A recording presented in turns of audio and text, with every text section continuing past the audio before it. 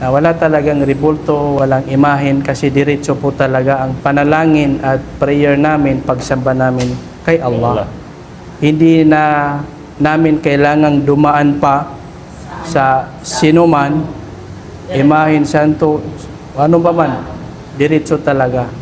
Kasi ang nais ni Allah, diretso tayo sa Kanya. Kahit na walang tagapamagitan, alam at naririnig niya yung mga panalangin natin.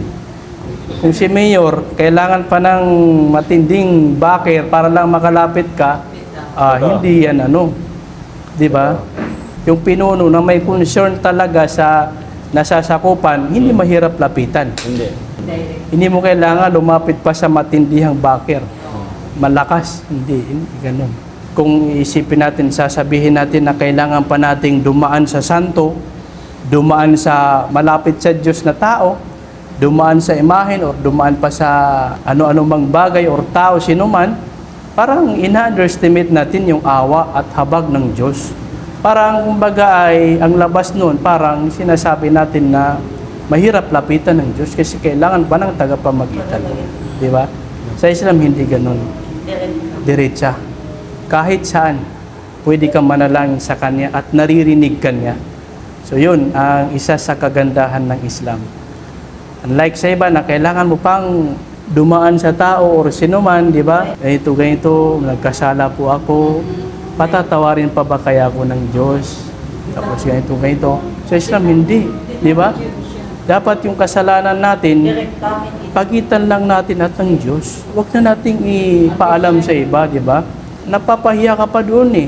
Kasi malalaman niya. Malalaman niya. Privacy mo yun eh. Di ba? Di ba dapat yung kasalanan tinatago natin kasi kahihiyan natin yun. Privacy natin yun eh. Kung may tao pa na kailangan nating sabihan, pasinta, wala tayong mini-mention na religion dito Pero kung may matamaan man, pasensyahan na, di ba? Pero ito yung katotohanan eh, di ba? Kung kailangan pa nating dumaan sa tao para lang dumating sa Diyos ang paghingi natin ng kapatawaran o patawarin tayo ng Diyos, mahirap po yung sa atin. Kasi imbis na gagawin natin na yung kasalanan natin, itatago natin, kasi kahihiyan yun eh. Di ba? Kahihiyan yun sa atin. Tapos ipapaalam mo sa tao, hindi. Hindi, huwag mo ipaalam sa tao. Sa Diyos mo ipaalam yun, kato. Diretso mo yun sa Diyos. Diretso mo yun kay Allah. Ya Allah, ako ang iyong alipin. Ako ang iyong nilikha mo akong may kahinaan. Nilikha mo akong nagkakasala. Ngayon ay inaasam ko ang iyong pagiging mapagpatawad. Kasi ang Diyos mapagpatawad na Diyos. Si Allah ay mapagpatawad, maawain na Diyos. Sa silang nais pag-angkin ng kapatawaran at awa habag ng Diyos. Di ba? So, yun, diretso natin sa Diyos. O Allah, nagkasala po ako, O Allah. Di ba? Ya Allah, kailangan ko po ng iyong kapatawaran, Ya Allah.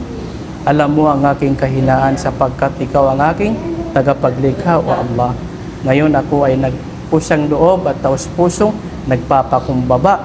Ganon ang isang alipin ng Diyos. Diretso tayo sa Diyos.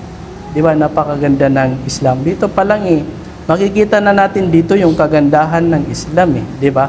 Napakaganda ng turo ng Islam. Isa sa mga katangian ng Diyos na si Allah ay mapagpatawad, maawain at mahabagin. Yun ang pag-asa natin. Makasalanan tayong tao. Ngayon, ang pag-asa natin ay ang mapagpatawad at maawain, mahabagin ng Diyos na si Allah. Yun ay kung pagbabalik loob tayo sa Kanya ng totoong pagbabalik loob. Kasi yung kapatawaran ni Allah para sa mga talagang nais humingi ng tawad at magbalik loob sa Kanya.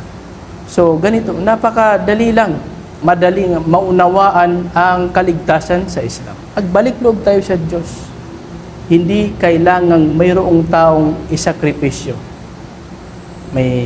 Mayroon na naman tayong masasagasaan dito. Pero at least hindi tayo nagme-mention ng relihiyon, pangalan ng relihiyon.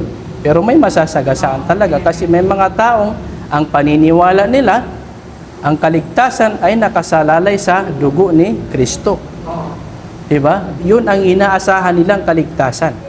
salungat po yun sa katuruan ng Diyos. Kasi isipin mo bro, kung ang Diyos ay mapagpatawad, maawain at mahabagin, bakit kailangan pa niyang isakripisyo yung taong inosente?